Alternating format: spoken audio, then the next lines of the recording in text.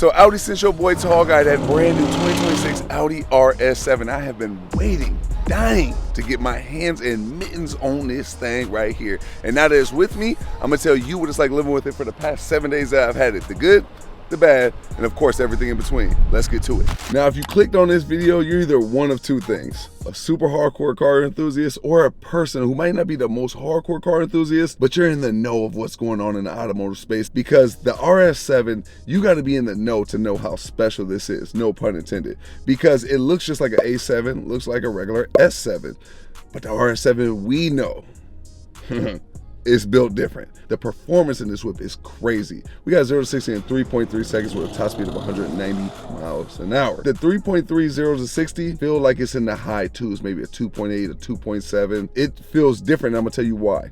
Because this joint, how it kind of like squats down into the launch mode when you hold that brake and then you hold that gas down, that back end just squat down and that front end lift up and whoo, that joint just takes off. It feels way better than 3.3 seconds. It feels way more exhilarating and way more exciting than 3.3 seconds. And 190 top speed, let's be real, top speed really don't be mattering that much, even if it's in the 200s or the high hundreds, because where are you ever going to be at from light to light or on any highway where you're doing more than that and not going to jail? So, I mean, unless you're on a track or something like that. Now, this is the next thing I do want to talk about. This joint, I'm sure I've never seen on the track, I've never watched content with it on track, but I know it can handle a track just from how I've daily driven this joint for the past week that I've had it.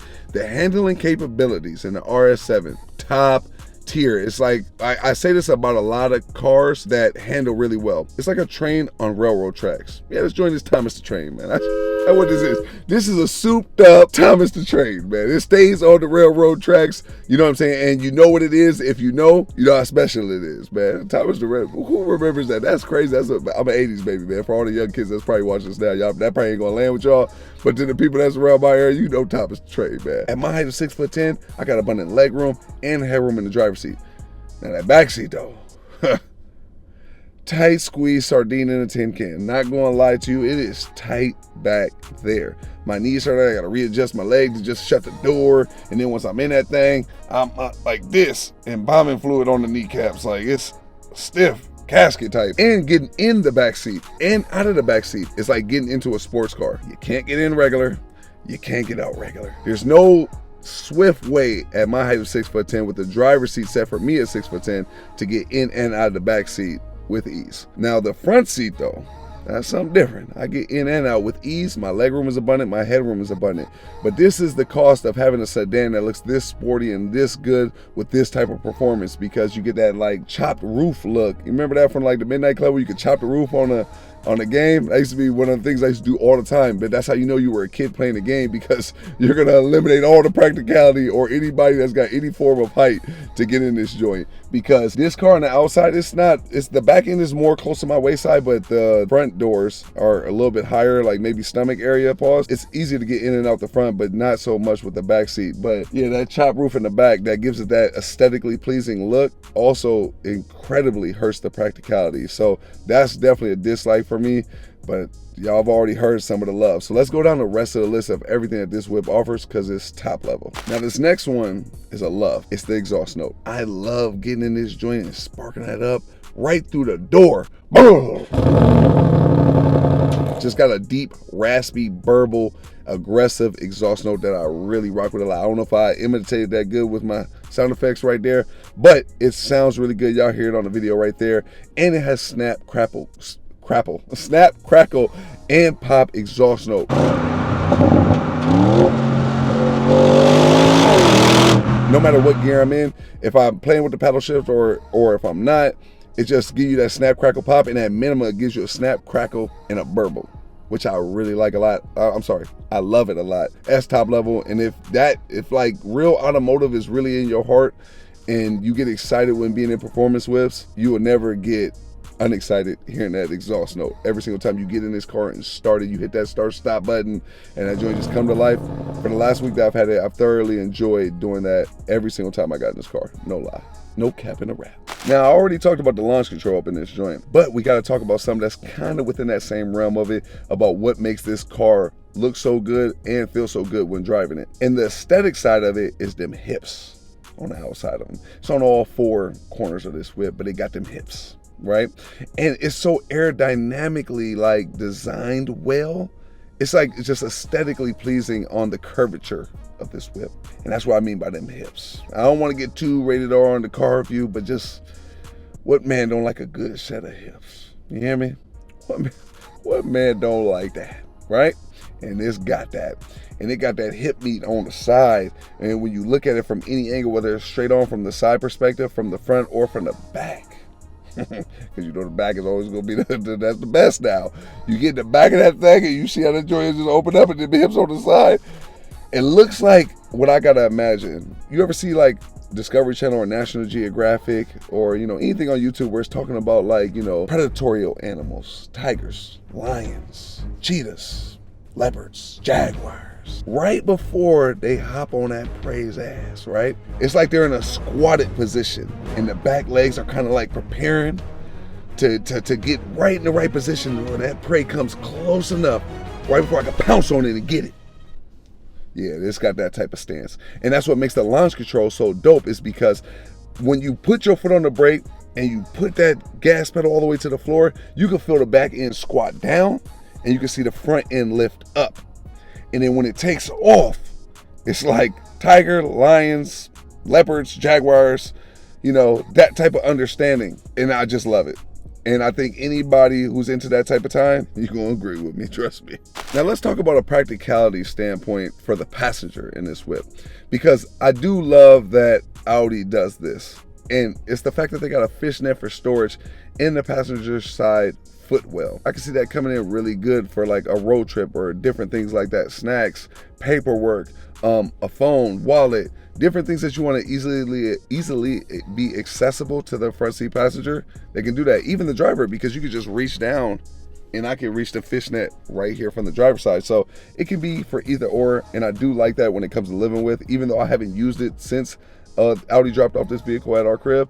But I do like it, so I had to mention it as a like for sure. While on the topic of the front seat passenger, let's talk about the volume controls, because a lot of this car is driver focused, right? Of course, all the buttons on the steering wheel, the RS, the view, we're going to talk about everything on digital gauge cluster, the infotainment screen, but at the same time, it's also accessible to the passenger, which means the volume controls and the skip a song button, because that's on your center console. But you also have that very same control on the right side of your steering wheel to skip a song forward or backwards, which is top level, which I always like, because sometimes it's just a skip forward button on a lot of these cars' steering wheel, which they have both on this one, which I really like. But then they also have it on the center console, which I've always used it on the steering wheel. I find it to be the most easy, because in this car you get down with the get down, so you want to make sure you keep your hands on the wheel at all times. Since we've been talking about the passenger seat, let's talk about this. My wife has been in the passenger seat most of the time, right here with the RS on that thing, right? And every now and again, every rare occasion, I might be tired of driving. Very rare, but at times it does happen. And when that happens, my wife can easily get over here and drive this car and have no problem with it.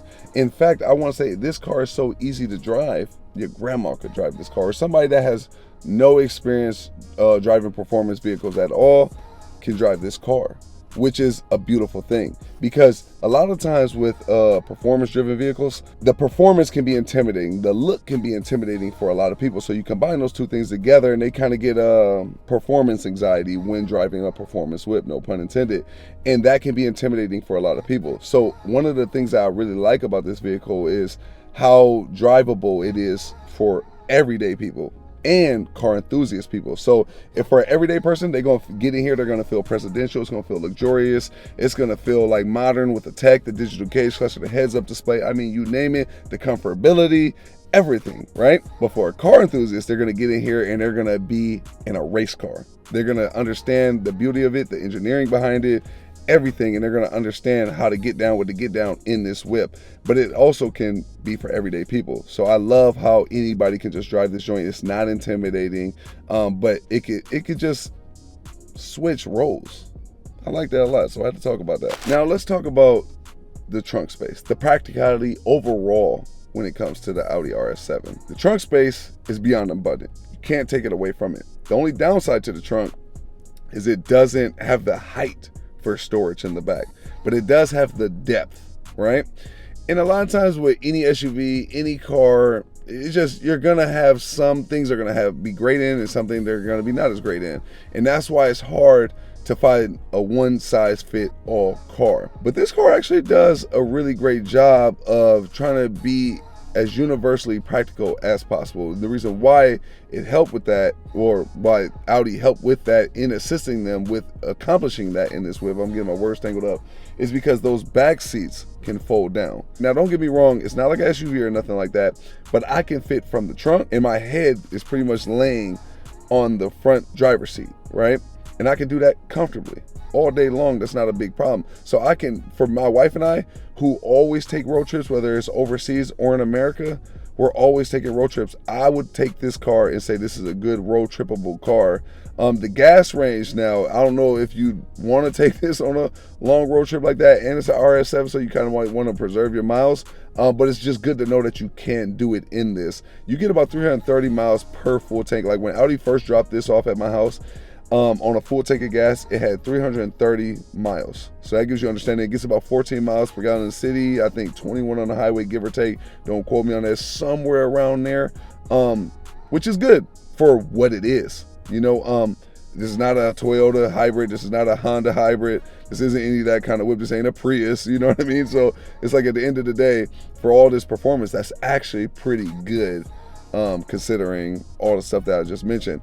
But the fact that those back seats lay down and then you got the depth for trunk space, and you even got an air compressor under the floorboard, you got a 12-volt charger back there, you got a cargo divider, and you can even remove the cargo divider to get a little bit more height on the understanding of what you're storing inside the trunk, which is pretty cool. And y'all let me know if y'all agree with me or not, but I think that helps with the road tripability, and I also think it helps with the practicality, so I had to talk about that as a like for me. Now, the blinkers and the LED lights, I like the LED lights for the tail lights and for the headlights, but I also like that you got sequential, or is it sequential or sequential? Blinkers integrated into the headlights and tail lights, and it's even in the side mirror, which gives it a good look, a good, cool, modern spaceship type UFO look. Because most people, you put on your blinker, it's just a yellow blinking light just doing this nonstop, right? But this one kind of gives you like a, I don't even know if that's the best example I can give, but it just looks fly. It looks like that car costs some money. It looks like luxury. It looks like refinement. It looks like something different. It looks like you got the bag. And since this car cost a bag, I think this one's, as with all the bells and whistles, like the one we got is $165,000. I think the Audi RS7 starts at $133,000 or $135,000.